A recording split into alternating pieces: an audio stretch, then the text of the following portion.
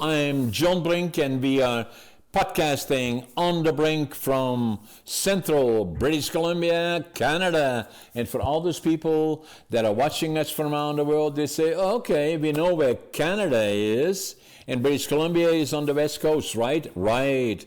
We are podcasting from central British Columbia in a city called Prince George, which is about 500 miles, or for our European friends, 800 kilometers north of that big city known by everybody, Vancouver. And so, and that puts us in the center of British Columbia, east-west, north to south. Today we got a very, very interesting guest. His name is Dr. Anthony Silard. Dr. Silard, can I call you Anthony, Doc? Oh, yeah, please do. Okay, so good. Anthony Can I call you is... Don? Yes, yeah, absolutely.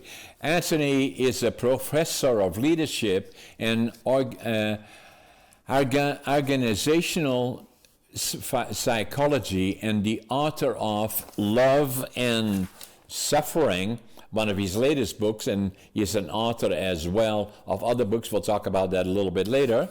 Author of Love and Suffering. Very interesting title. We talk about that part. Break the emotion chains that have prevented you from experiencing love, released in April of 2025. He's an international recognized author, authority in the fields of relationships, leadership, emotional intelligence, relational healing, and personal transformation. Dr. Silard centers how we develop high-quality relationship, managing challenging emotions such as loneliness, resentment, depression, anxiety. He has coached leaders from G20 governments, Fortune 500, such as Apple, Disney, Google, Toyota, Boeing. My God, Anthony, I can go on and on and on and on. It would take me the whole hour to go through your credentials, but it is amazing what you have done and what you're doing. So I say, welcome to the show. Tell us a bit about yourself as to where are you from originally. And now the other part is interesting about Anthony. He's now in Italy and teaching universities or whatever he's doing. He's going to share that with us, I'm sure. But start from the beginning, Anthony. What got you involved? And then you studied on at Luce Business School in Rome, and as lectured leadership at Harvard, at Stanford, Berkeley, Georgetown universities, and on and on and on. So start from the beginning, Anthony. Sure, John. Well, first, thank you for having me on your show. I love your show. It's an honor to be here with you. Thank you. And yeah, thank you, John. Well, I'm originally from Washington, D.C. That's where I grew up. And I went out to California. I went to Berkeley undergrad. And really, I was an applied math major. Really, the only thing that I felt I was any good at was solving equations. And while I was there, and actually it's interesting, John, I've been talking with a number of guys who now, like me, are in psychology or in areas that are more qualitative. And a number of them started in quantitative field, engineering, science, math, like myself. I think it was almost like that's what was expected of us as guys.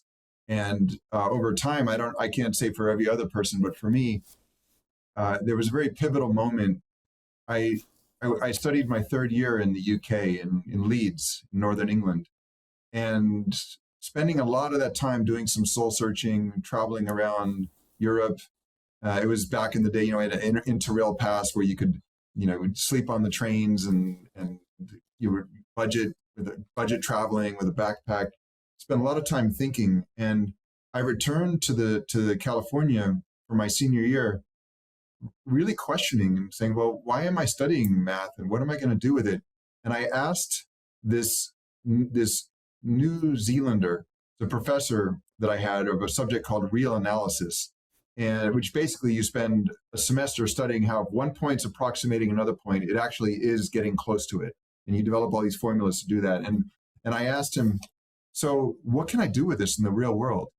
And he just laughed in my face and said, you can teach it. That's about it. And that was the end of my quantitative career. That was where I said, okay, I want to do something where I help and others understand the world and relationships and what we've been put on this earth to do.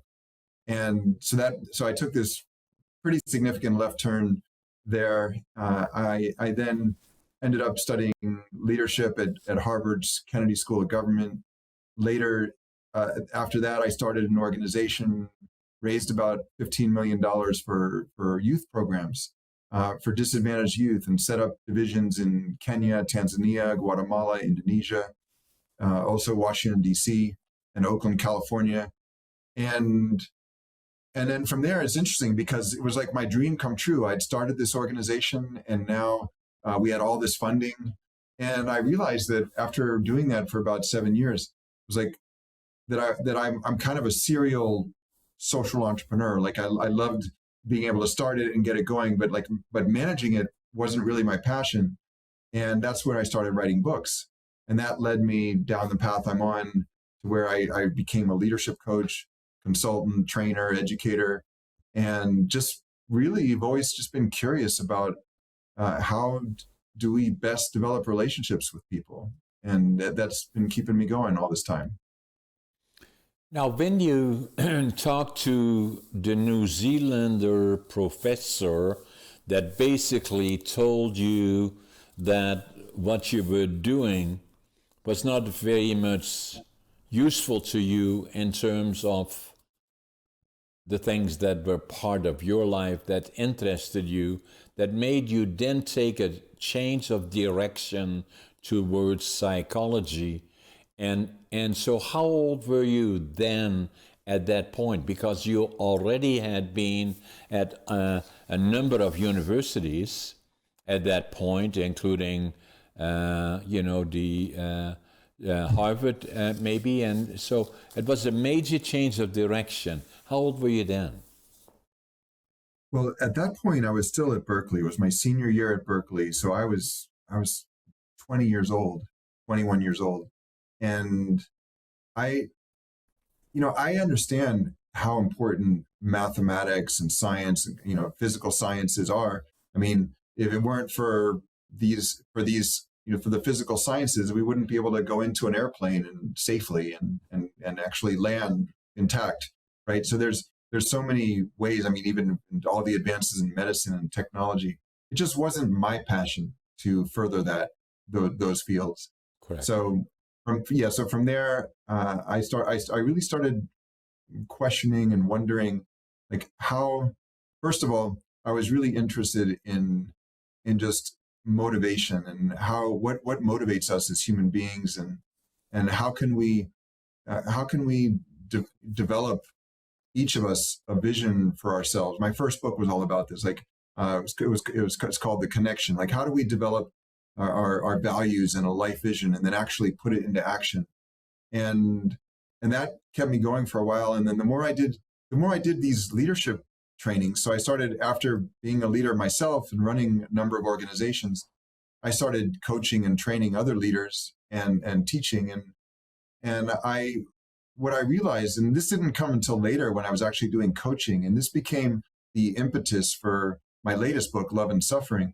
I realized that every single person I'd coach, I'm talking thousands of CEOs and senior leaders of some of the companies you named, as well as the world's largest nonprofits like CARE and Save the Children, their directors, political leaders, mayors, G20 cabinet ministers, whoever it was that I was coaching, every single time they had become stuck in their lives for some reason.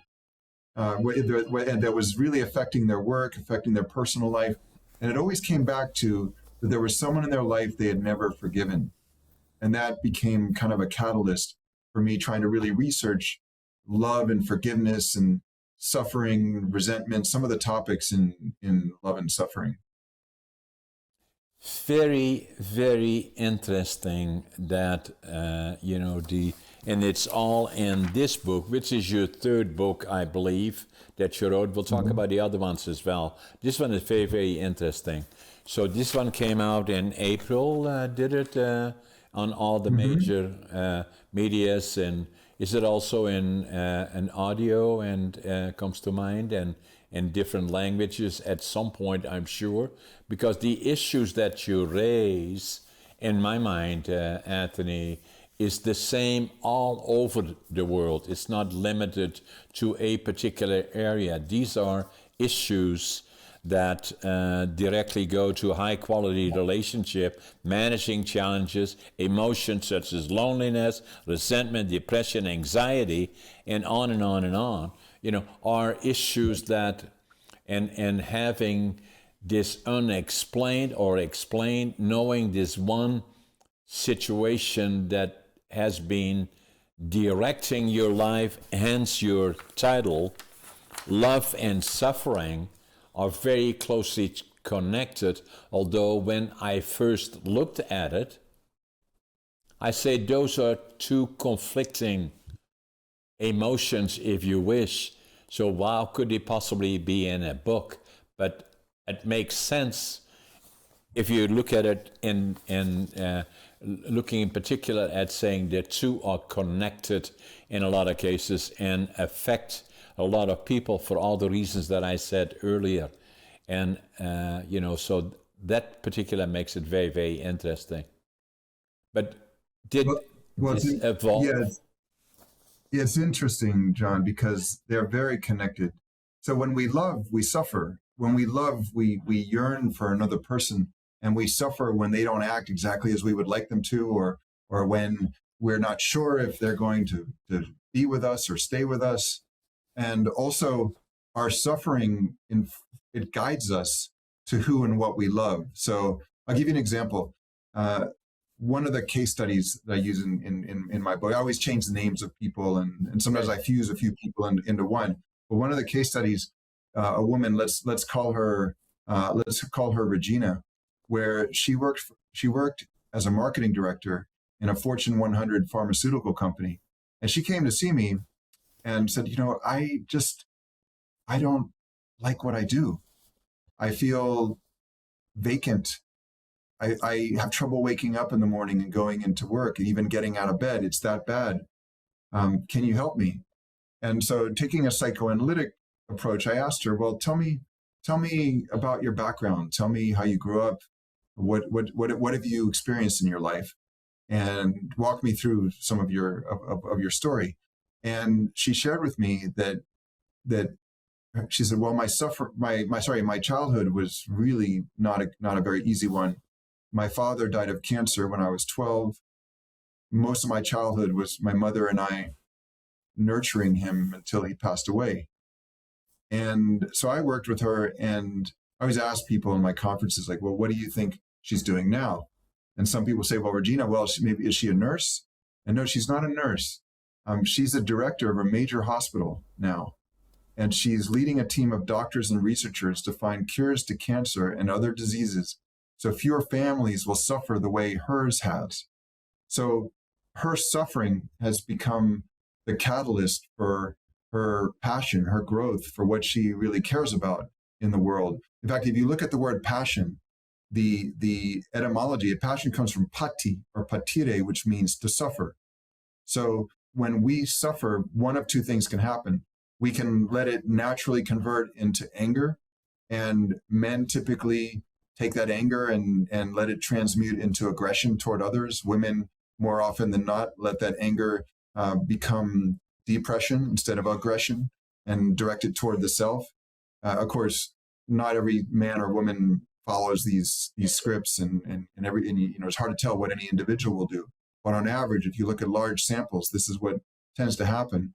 And we essentially our anger it's either externalizes or internalizes.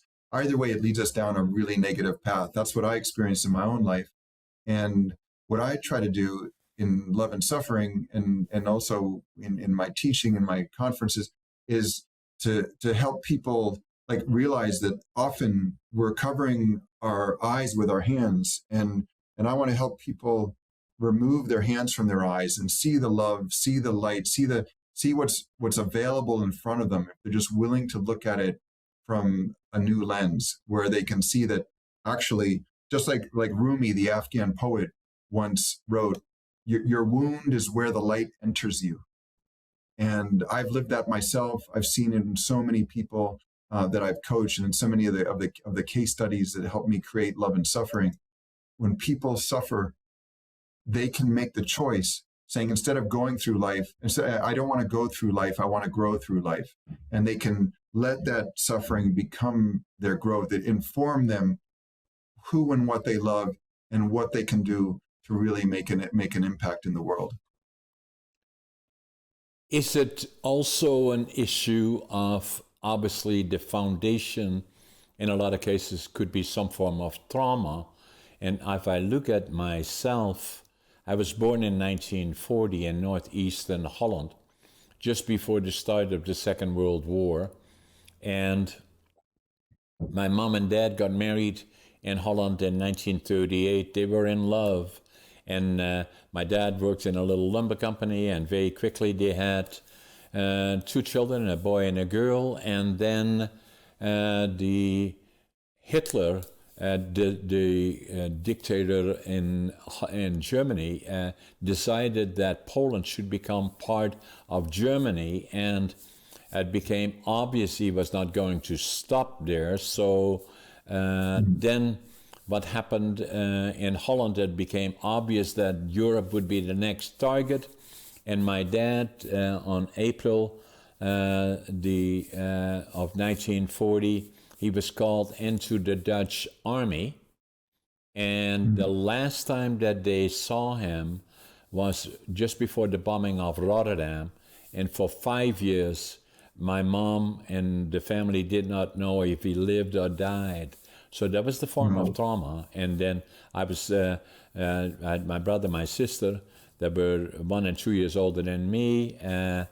And I was born in November 1940 and saw far too much that we shouldn't have seen, and was exposed to hunger, anxiety, all of those, and saw it around me. So I was affected by PTSD, still am today, by the inner child, and all of those things. And it still is very much of a foundation in a sense. Then the other part, just kind of adding to this quickly, is that academically I was not a success story. I failed grade 3 and I failed grade 7 3 times. And then much, much later, when the other part I should add to it, Anthony, is that obviously Europe was liberated by the Allied forces that landed in Normandy on June the 4th, 1944. That was the United States, Canada, and the UK at great cost. They entered on Normandy. The Americans went east and south, and the Canadians went north, and we were liberated on April the 12th, 1945, by the Canadian Army. It made such an impression on me as a 5-year-old that I knew as I grew up I would go to the land of my heroes, Canada. And I did when I was 24. And so just coming back to the other part is that a lot of times I was looked at from academically is that after grade 7, failing at 3 times, they said, what are we going to do with this guy? And the family, some of the people said, send him to the mentally challenged school. He said, no, we're not going to do that. But John is obviously not bright enough to go further in schooling, so we have to teach him a trade. So my dad had a friend that had a furniture factory, and he said, let's make him a furniture maker. So that's what they did. But for me, I was always an optimist, and so even still today, my foundation is always attitude, passion, work ethic, but will follow his success. Even no matter what everybody says, I knew I could just do just as well as all the other people, but I had to prove it to me. And so when I was 24, I decided to go to Canada, to the land of my heroes. It was the dream of building a lumber mill. And in order to do that, the timber is in British Columbia. So I flew into Montreal, took the train across Canada, 4 days, 5 nights. My God, that is a long way. Very little money, landed in Vancouver. Fortunately, went to the immigration department, and there was a German, I could not speak English, so there was a German fellow that I told him what I wanted to do. I wanted to build a lumber mill. He said, go to Northern British Columbia, Prince George. That's where the lumber mills are. So that's what I did. Arrived here. Wow. I can still see where it is. The Greyhound station was about 2-3 blocks away from me here, and I do a lot of business in the United States. I have a place in Vancouver, one in North Saanich, but I spent a lot of time in Northern British Columbia. So when I came off the bus here in July of 1965, I had the suitcase, 3 books, 2 sets of clothes, and then I counted my money at least 3 times.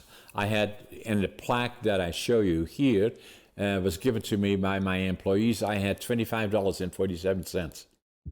Couldn't speak the language, didn't know soul, didn't have a job. Wow. But what I did have is attitude, always positive, passion. I no matter what I do, I give it 125%. And work ethic, I work harder even now still at nearly 86, 85 and a half. I get up at 5:30 in the morning. I always make my bed, and I always think I'm late. And the first thing that I do when I walk out of the house, no matter who's around me, if I'm alone or with 100 people, I say, I live in paradise. And that's what I believe we are in North America, is living in paradise by comparison to what I've seen in other places. And then by pure coincidence, in 1997, I walked into a bookstore, and I just have to give you this as a background to me very quickly. I found a book, and the book's title was, I have the book right here. I picked it up in January of 1997. And the title of the book, I still have it here. I'm showing it to you now. The title of the book is Driven to Distraction. And written by Dr. Edward Hollowell. And I don't know why I picked it up. Huh? I read the book. Yeah, it's a good Okay, so then you know all about that. I wrote in the book, January 1997, and it's all about ADHD and this and I wrote in the book because it was implied that it may be a mental disorder, and Dutch is saying, now I finally know who I am. And so I'm ADHD and have dyslexia. And so that was the thing that changed my life. But up to that point and beyond that, the challenge that I had, other than being affected by what I saw in the past, as so many others do, trauma, is who am I, was the big question in my life. And I resolved that by finding that this book, for one, coming to Canada, starting with nothing, finding the book, recognizing that I have ADHD and dyslexia, and I call it now a superpower. And it changed my life, and it changed who I am and what I believe. Since that time, I've become an author, I'm a speaker, and obviously a podcaster, and I have a number of companies. But it's not about that part, but the question, who am I, as you relate to and all the things that you address, researching the issues on relationships and challenges like emotion, loneliness, resentment, depression, anxiety, and all of those things were part of my life, and to say, who am I? But it took me a long time to get there, probably well into in 1997, when I already was 57 years old. I found the book, read the book, found out more. It took me 5 years to go to my doc, that was a personal friend, delivered our 2 daughters, and I was then 62, and he said, hey, John, why are you here? I said, I think I got ADHD, and so we checked it out, and I do. So those were some of the changing points that changed my life, mainly on the issues of trauma and who am I. Wow. John, that's a really I know that's just the tip of the iceberg of your story, but thank you for sharing that and trusting me and your listeners with it. It sounds to me like, well, there's a few things in terms of what kind of awoke within me as I was listening to you. One is, when you're in grade 7 and you failed 3 times, I think a lot of times what we do, and I know because our son is now actually in grade 7, and they kind of, it's kind of like going to a buffet where you're forced to eat every dish. You've got all these subjects, and some of them you're just not interested in whatsoever. And it's only later in education where you really get to do and specialize in what you're really interested in.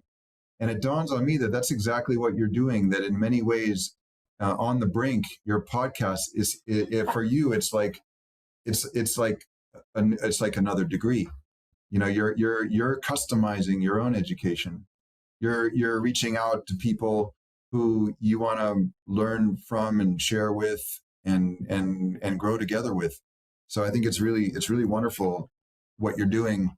Also, you're growing up in Netherlands. I go to the Netherlands twice a year, because Luis Business School, where I teach in Rome, we also have a campus in Amsterdam, and I love it there. It's Netherlands. It's like especially Amsterdam is kind of like a city of the future. It's like so ecologically aware and advanced compared to most places in the world, and it's an interesting place. And I love to rent a bicycle there and go biking for half a day around.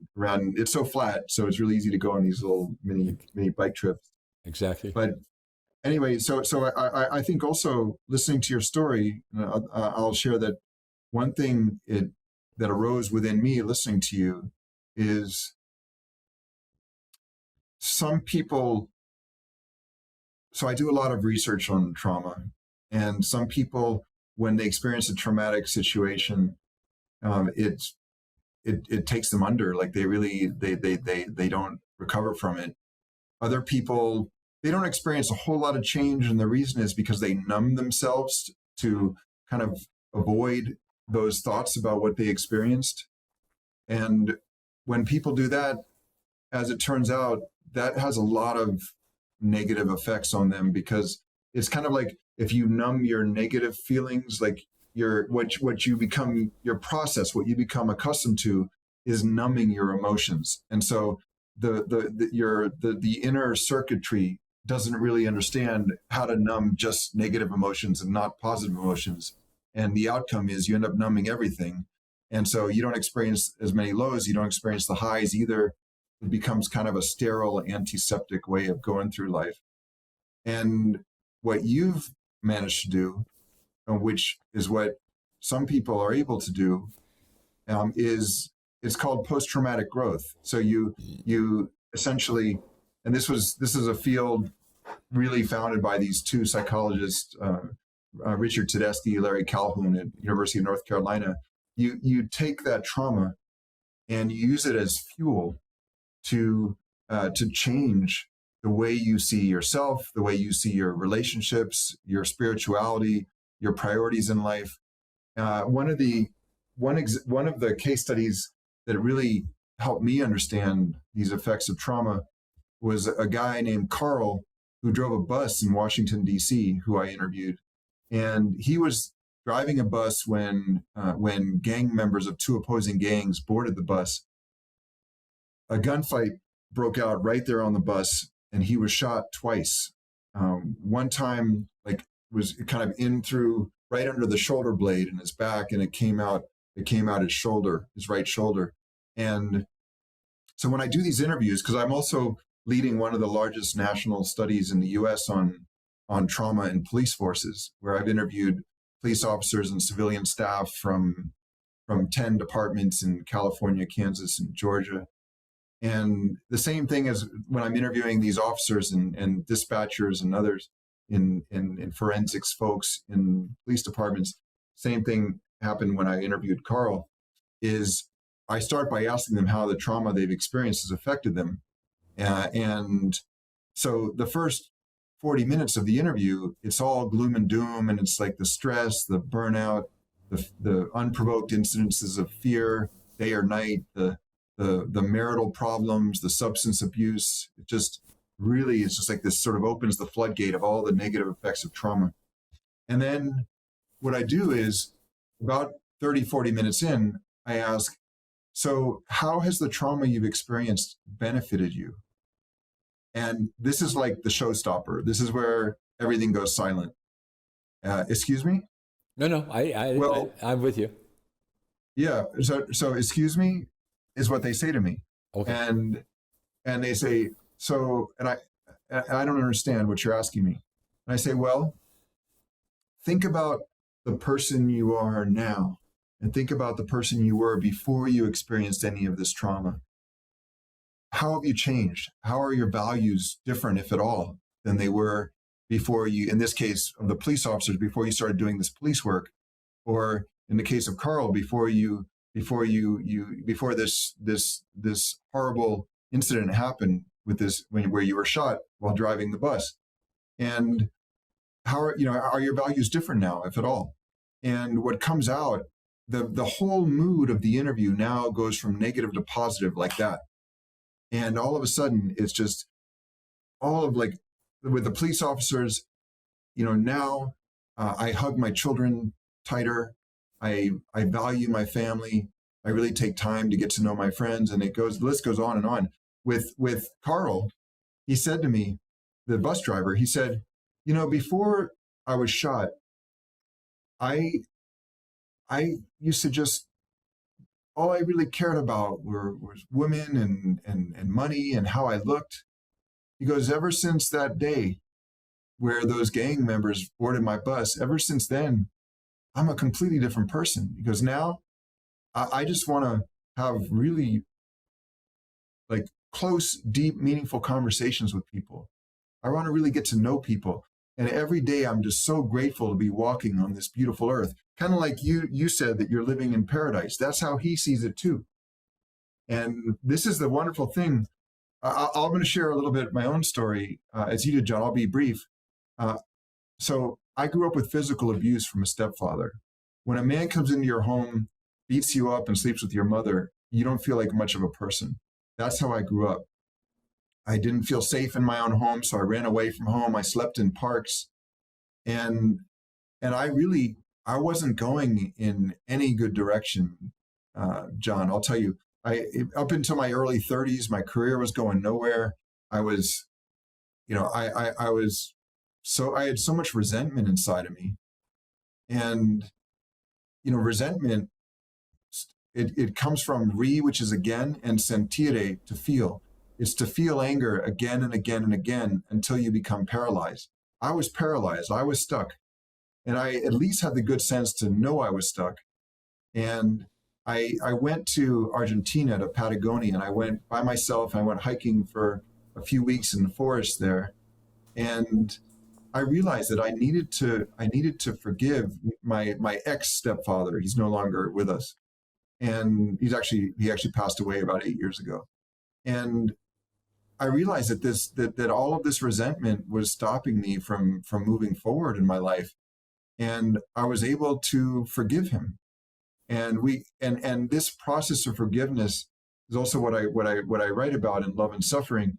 It really enabled me to be able to access this kind of nexus for growth, to be able to say, okay, like instead of feeling like I've been victimized, like why did he throw me down against a radiator and almost break my back, or I couldn't walk right for a week? Why did all this happen to me when I was a kid? I was able to say, well, you know what? I'm grateful to be here, to be alive, and I'm grateful to be with people I love, people I care about, and everything changed for me from that moment. At what point in life would that have been, Anthony, when you say, I've reconciled that now behind me, now I can move forward? Well, okay, I'm in partial agreement with you about that, John. I don't think we ever take the trauma out of us. No. I think that we have to recognize that it's a part of who we are. Yeah. Everything we've experienced, it's like, I think as Shakespeare said, there's no such thing as good or bad. Our thinking makes it so. So we have this like dualistic view on life, which is okay, everything now is good, and everything then was bad. And I think really there's a much more nuanced way, a much more nuanced reality that we've experienced. And even now, we have our triggers. There can be moments where my wife will say, "Okay, I'm gonna go out. I'm gonna go visit a friend in, we live here near Rome in Castelli Romani, which is half an hour from Rome, and I teach at Luis Business School in Rome. And my wife will say, "Hey, I'm gonna go visit my friend up in Umbria for 2 days," and there can sometimes initially be this little feeling like, "Oh, okay, she's leaving," and that sort of like the trauma kicks in, like, okay, maybe I'm not good enough, maybe I'm not worthy, maybe she doesn't care, and I have to remind myself, okay, been through that. That's a part of who I am, but that's not all of who I am. That feeling is not true.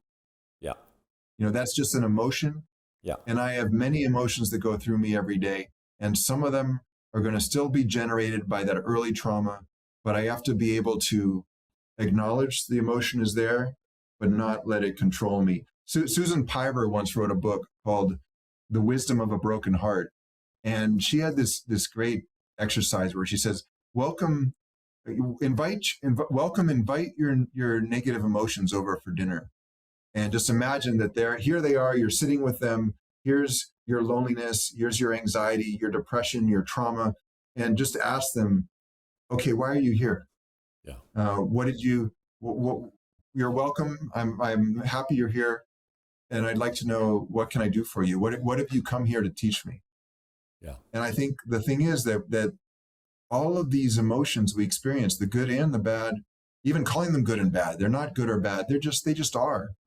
And so if we can give ourselves the latitude, the license to feel whatever we're feeling. In fact, one of the best exercises I recommend for people to do, and I'll say this to your listeners, is each day, say to yourself a few times, "I feel."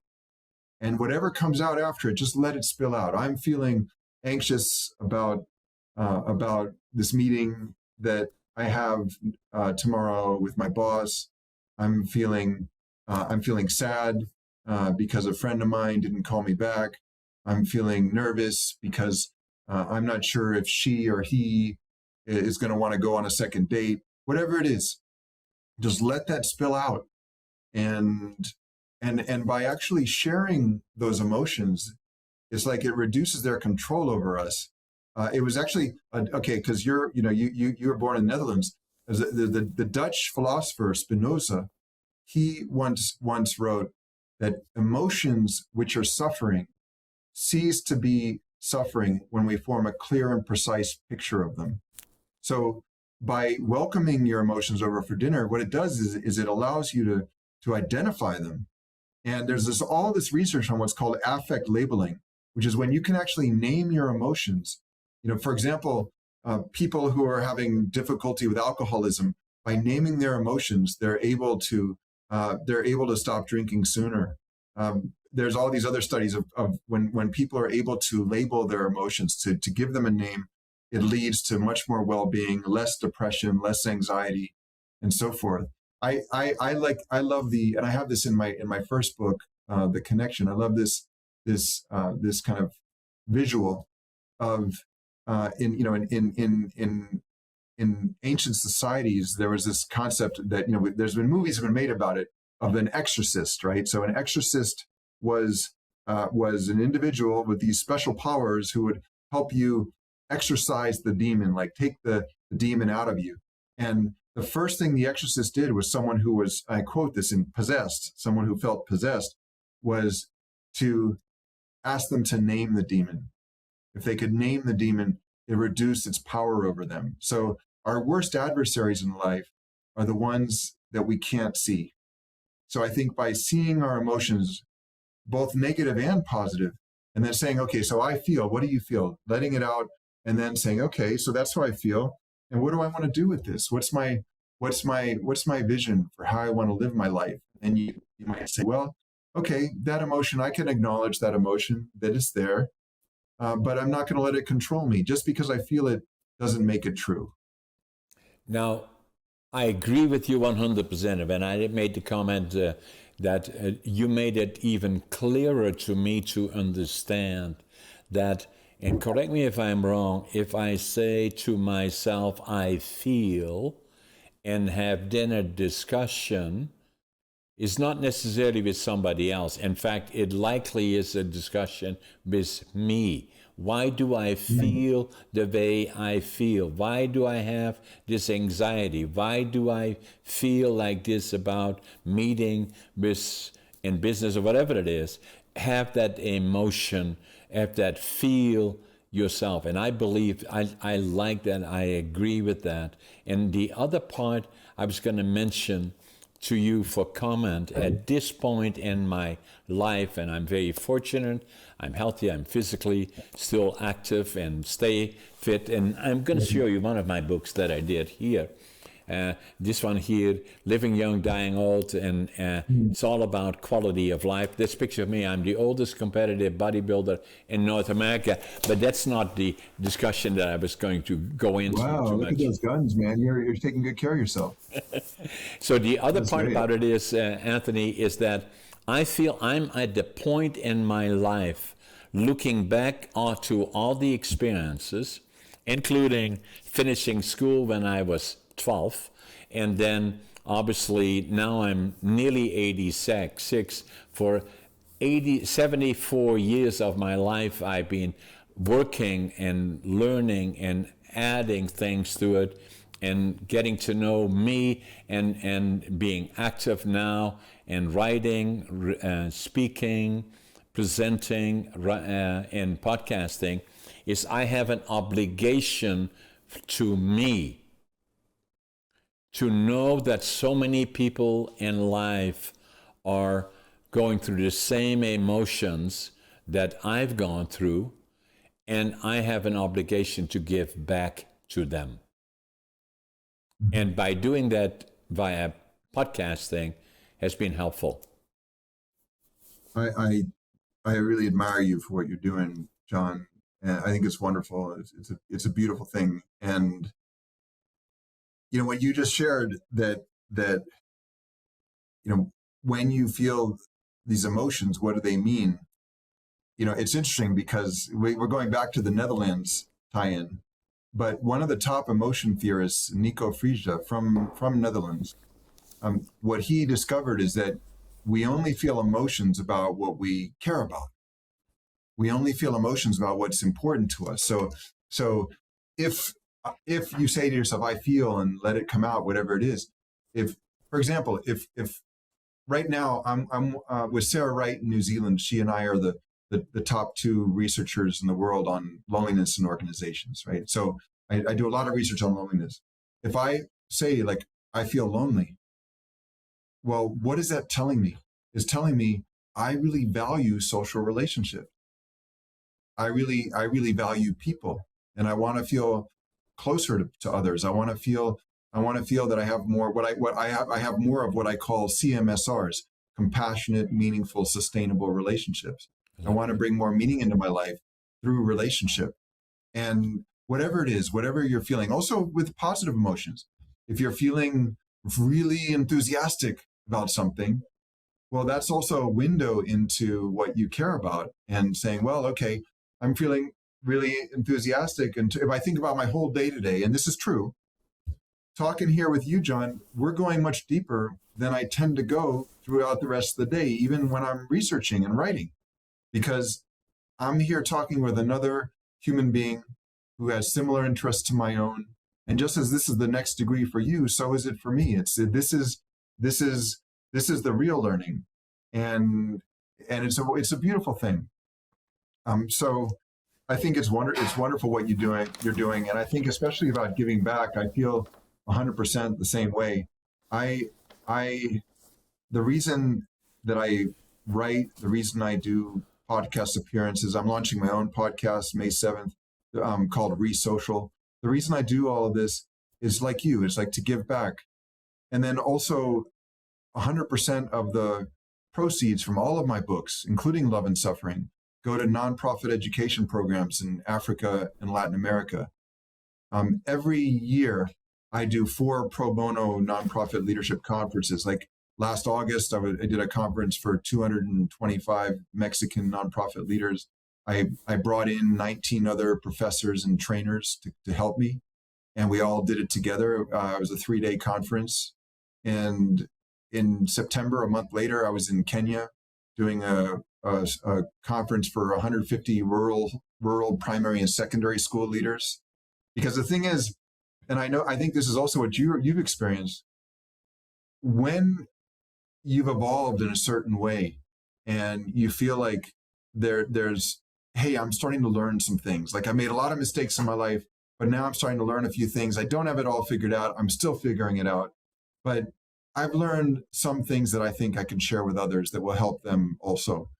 And that's how I feel. And I feel like I'm in this very privileged position where and it's an honor to feel like getting invited onto shows like yours where I can come and share with others and help them understand their lives, hopefully in a small way, a little bit better, hopefully moving their hands away from their eyes just a little bit, seeing a little more of the love that's all around them. Because I think what we do is we often say, well, why aren't I getting the love I want? How come I haven't found that right partner? Or how come I don't have a better relationship with my father, or why isn't this friend calling me back? And I think what a lot of us don't realize is that love is all around us all the time. It just doesn't always come in exactly the form we want it in, but it's there. And often what we do is okay, why isn't this person calling me back? And then we ignore the people that do call us back. Exactly. Right? We don't make time for them because we take them for granted. It's like the invisible dialogue we have is like, thank you for being such a good friend. Thank you for caring so much about me and always making an effort. To reward you for all your effort, I'm going to overlook you, and I'm going to focus on the people that I fear I'm not good enough for. In other words, we don't even live. We exist in a state of fear instead of living in a state of love. I love it, Anthony, and that's one of the reasons that, giving back, and I'm so privileged to have people like you on my show. And at the same time, I look at podcasting, which is the new media in the world. All the other ones are coming down further and further, but podcasting, it's still in its infancy, and for reasons, and I'm not bragging now, but giving back to me is important, not for money. I'm not interested in money from those areas. Same with the books. The only reason that I have an obligation, and I feel it. I want to give back to the communities and the people around the world through podcasting. And we have, close to 1.2 million subscribers on YouTube, and probably another million and a half on others. Can you imagine? You can, but from my perspective, having gone through all the things that I have, we can be, as we have this podcast here today. The other thing that I do with my podcasting, they are unedited, and I get them out of the door within 2 hours. So for 2 hours from you, we want to share with the other people, and not many people do, but I do. And then the other part is it gives me the ability to give back, and I want to do more of that. That's where I am in life, and I love it, but I also have an obligation to do it, and I do it with passion. And I want to, before we end our podcast, I want to talk a little bit more. Your latest book is this, Love and Suffering. The first one you referred to, I forgot the title. You've done 3 books. Maybe tell us about your books. Sure.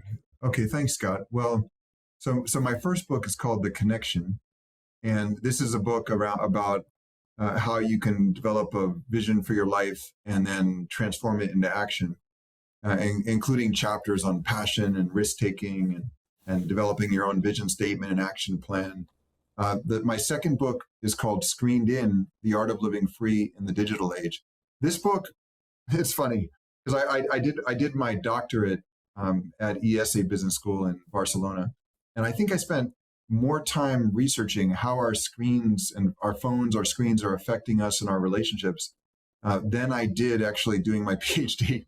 But that became Screened In, and Screened In came out right before the pandemic, like a week before it started in 2020, which was ironic because it gave everyone all this license to be on their screens all the time because they're in quarantine.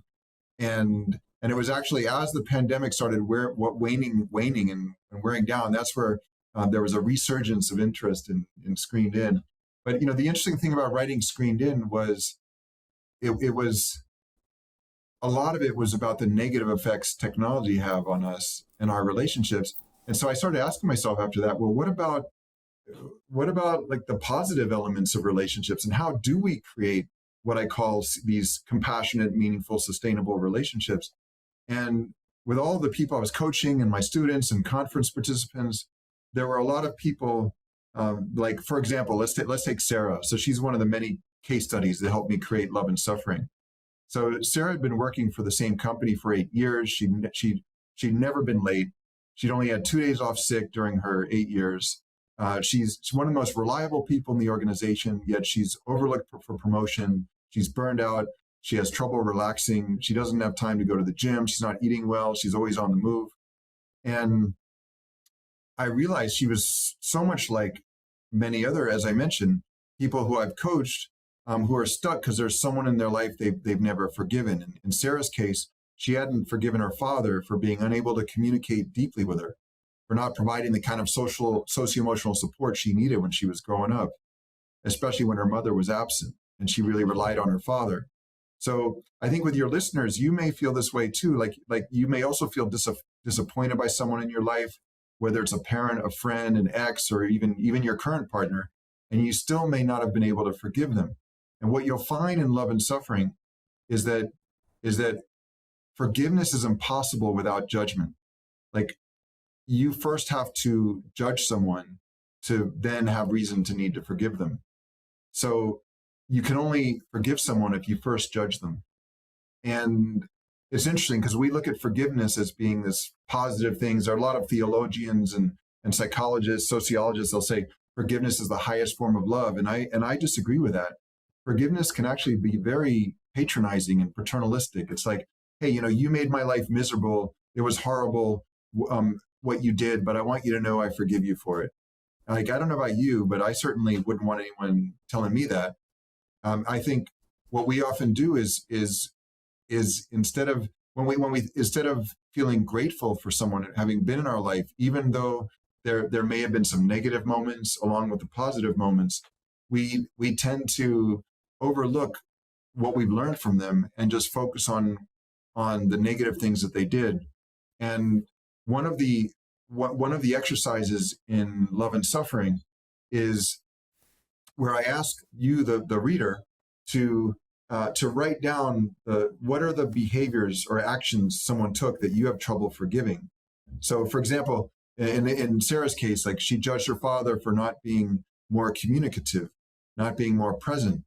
And so she might say, well, uncommunicative, not, absent. And then so she'll write down all of these different actions, behaviors. And then in the second column, she'll write, okay, well, those behaviors, what character qualities are associated with them?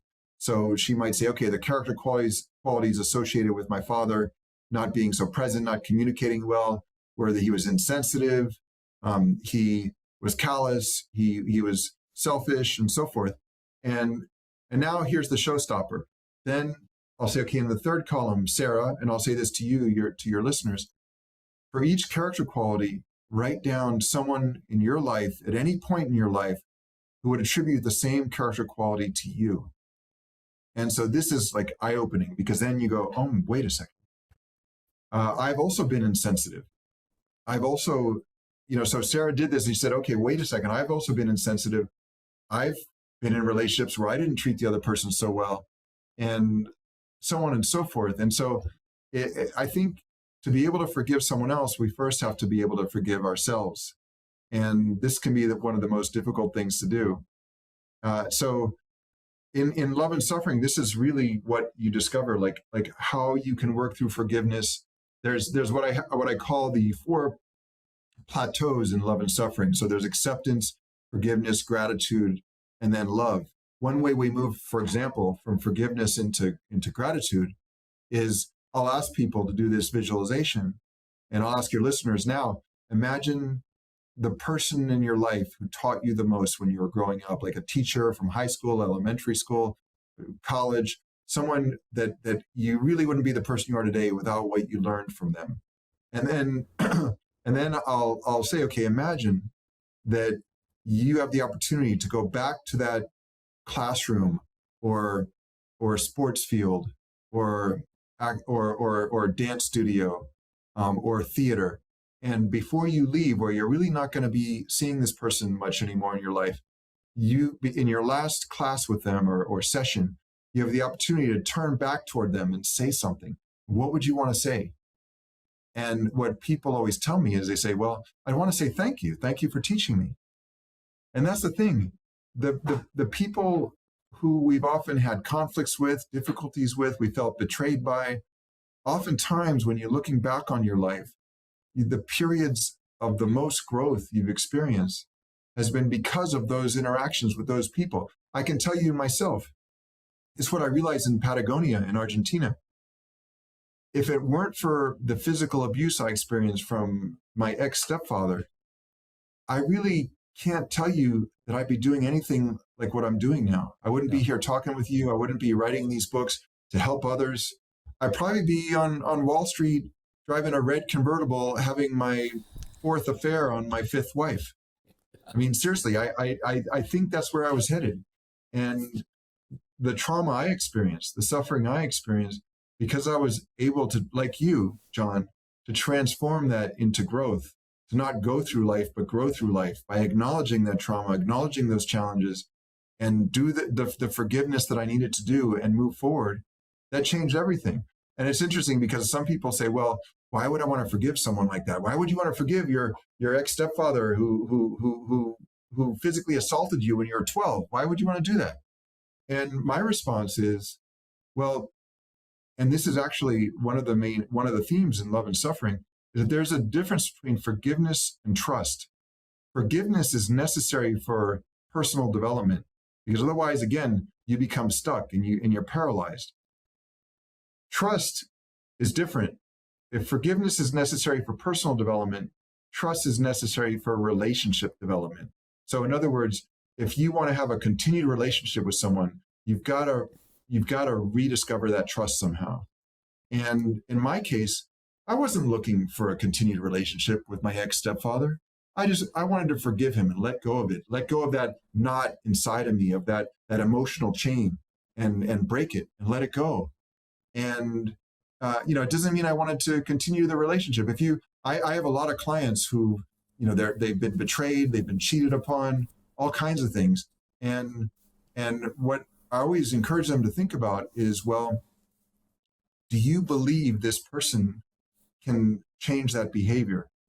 And it always comes down to a couple things. It comes down to accountability.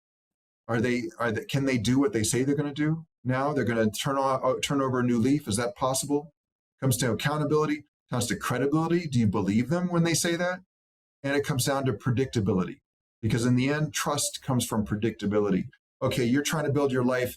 Can you include this person in the new reconstruction of your life and build your life upon that person as well as the others that you bring in? And if they're not enough predictability, it may not be a good choice.